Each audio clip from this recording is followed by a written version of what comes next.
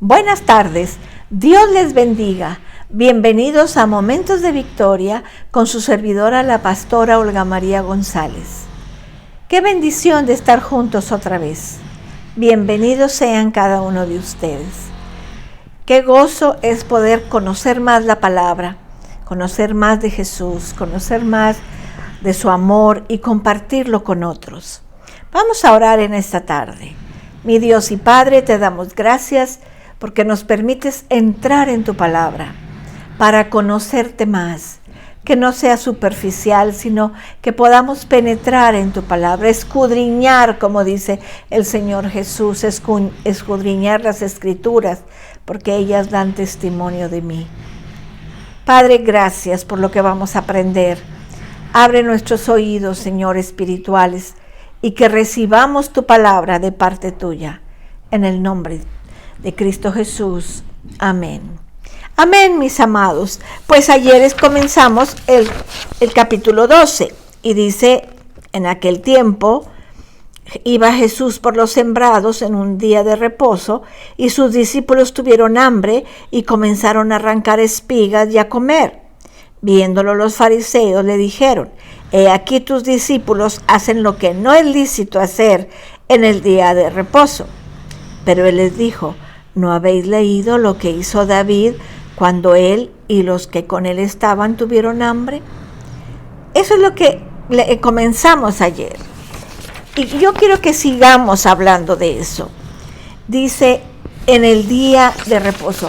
Vimos lo que era la ley del día del reposo, del sábado, del día de reposo.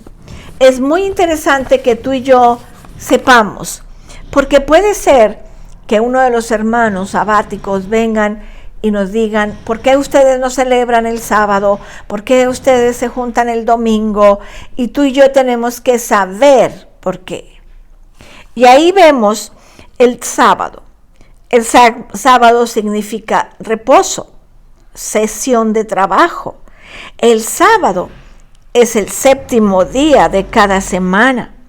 Era el día en que Israel celebraba mediante el reposo. Dejaban de hacer absolutamente todo trabajo. Estaba basado en el séptimo día, cuando Dios reposó después de 6 días de la creación. El Señor trabajó 6 días y reposó el séptimo. Entonces, de ahí viene el sábado, el día de reposo. Pero hasta donde nosotros sabemos, no hubo sábado desde la creación hasta Moisés. Ni Abraham, ni Jacob, ni José, ninguno de ellos celebró el sábado. Porque vino con la ley. Vino con la ley. Lo vemos ahí en Éxodo capítulo 16, en el versículo 23. Dice la palabra de Dios, Éxodo 16, 23. Y él les dijo, esto es lo que ha dicho Jehová. Mañana es el santo día de reposo, el reposo consagrado a Jehová. Lo que habéis de cocer, cocedlo hoy, y lo que habéis de cocinar, cocinadlo, y todo lo que os sobrare, guardarlo para mañana. Eso es que comenzó con el liderazgo de Moisés. Y después de ello, vemos ahí en Éxodo 20, ya parte de la ley, en el versículo Éxodo 28, dice, acuérdate del día de reposo para santificarlo. 6 días trabajarás y harás toda tu obra. Mas el séptimo día es reposo para Jehová tu Dios. No hagas en él obra alguna. Tú, ni tu hijo, ni tu hija, ni tu siervo, ni tu criada, ni tu bestia, ni tu extranjero que está dentro de tus puertas, porque en 6 días hizo Jehová los cielos y la tierra, el mar y todas las cosas que en ellos hay. Y reposó en el séptimo día, por tanto Jehová bendijo el día de reposo y lo santificó. Ahora sí ya era parte de la ley. Ya la gente ya entendió que había un día de reposo. El sábado fue guardado como una señal distintiva era lo que distinguía a los de Israel, el pueblo de Dios. El sábado, ellos guardan el sábado. Pero tenemos que entender que nunca fue un día de adoración o de servicio religioso. Simplemente fue un día de descanso completo, tanto para el hombre como para la bestia. Y Cristo fue acusado de violar la ley hecha por los hombres, incrustadas en el contexto del sábado. Hay una diferencia entre el sábado, tal como lo observan los judíos y otros, y el domingo, tal como es observado por nosotros los cristianos. El sábado es el último día de la semana. En cambio, el domingo es el primer día de la semana. Es un día de gran gozo para los cristianos. ¿Por qué? Porque fue cuando el Señor resucitó. El día en que Él triunfó sobre la muerte es llamado Día del Señor y es celebrado como un día de reposo y de gozo, un día glorioso para escudriñar el alma y meditar en Dios. Es el día de adoración, de compañerismo cristiano, celebrado por todos los cristianos en todas partes del mundo. Tú y yo celebramos el domingo como el día del Señor. El Señor Jesús tenía costumbre de ir al templo los sábados, como lo vemos en la palabra de Dios. Pablo tenía la costumbre de adorar el domingo. El pueblo de Dios no debe de descuidar la adoración, nunca, nunca. El pueblo de Dios debe recordar el sábado y el santificarlo. El pueblo de Dios tiene una bendición especial referida al guardar y santificar el sábado. Violar el sábado traerá juicio de Dios sobre el pueblo de Israel. En sábado no había ni que comprar ni que vender. Está permitido ayudar al necesitado en sábado. Los primeros cristianos adoraban el día que Cristo se levantó de los muertos. Esto es el domingo. Y es por eso que nosotros celebramos el domingo. Pero volvamos a nuestra lección en Mateo 12, que es lo que estamos estudiando juntos en Mateo 12. Y dice el Señor Jesús, claramente les dice en el versículo 3, pero Él les dijo, ¿no habéis leído lo que hizo David cuando él y los que con él estaban tuvieron hambre? ¿Cómo entró en la casa de Dios y comió los panes de la propiciación que no les era lícito comer ni a él ni a los que con él estaban, sino solamente a los sacerdotes?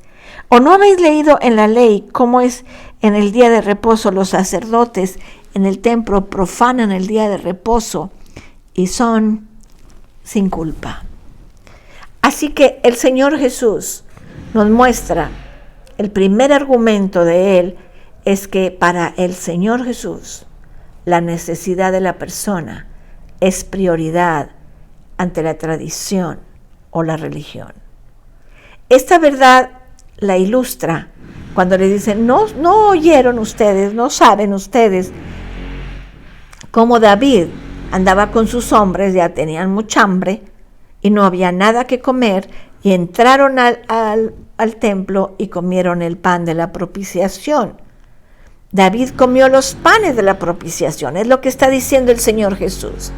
El sacerdote se los dio a pesar de la ley religiosa y David nunca fue culpable. ¿Por qué? Porque había una necesidad. La necesidad humana tiene prioridad ante la tradición y los rituales de la religión.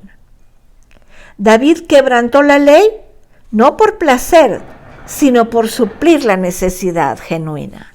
Debemos suplir las necesidades genuinas de los hombres. El llamado y la preocupación de Dios es suplir la necesidad humana, no la religión. no las creencias religiosas, no las prácticas religiosas, y el ritual y la ceremonia y las reglas y los reglamentos. La ley que fue quebrantada para suplir la necesidad de David siguió en pie. Es una ley necesaria para la práctica de los hombres. Sin embargo, fue quebrantada para suplir una necesidad humana. La necesidad humana y la compasión tuvieron prioridad sobre la ley. Existe un criterio para determinar si una creencia religiosa, una ley, una costumbre, un ritual, una ceremonia o regla se debe de ser quebrantada. ¿Será quebrantada para satisfacer un placer o para suplir una genuina necesidad? La respuesta honesta a esta pregunta le dirá a la persona qué hacer.